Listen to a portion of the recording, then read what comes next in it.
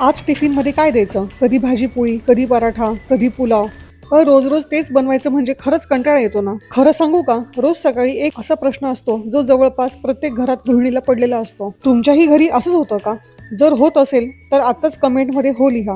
मला बघायचं आहे की हा प्रश्न फक्त माझ्या घरात आहे की तुमच्याही घरात. फोडणीसाठी कढईत तेल गरम झाल्यावर त्यात जिरं, कढीपत्ता, 2 लाल सुक्या मिरच्या, शेंगदाणे आणि त्यात आलं लसणाची पेस्ट छान परतवून घेतले. सकाळी वेळ कमी असतो पण टिफिन मात्र असं हवं की उघडल्यावर खाणाऱ्याला आनंद व्हायला हवा. म्हणून मी नेहमी प्रयत्न करते की रोजच्या पदार्थांना थोडासा वेगळा ट्विस्ट द्यावा. आणि आजची रेसिपी तशीच आहे. आपल्या आवडीप्रमाणे चिरलेले कांदे, पत्ताकोबी टाकून तोही छान परतवून घेतला. ही रेसिपी बनवायला फार अवघड नाही पण एकदा खाल्ली की पुन्हा पुन्हा बनवावीशी वाटते. घरगुती चटणी, हळद, धणे जिरे पूड टाकून परतवून घेतला.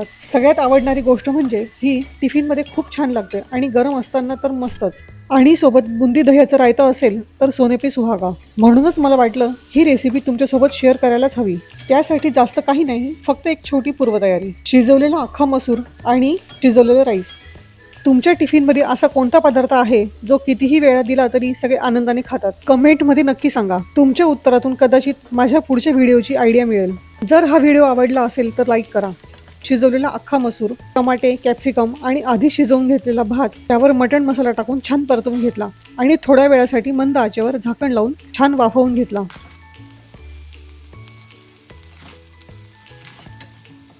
तयार आहे आपली आजची टिफिन रेसिपी.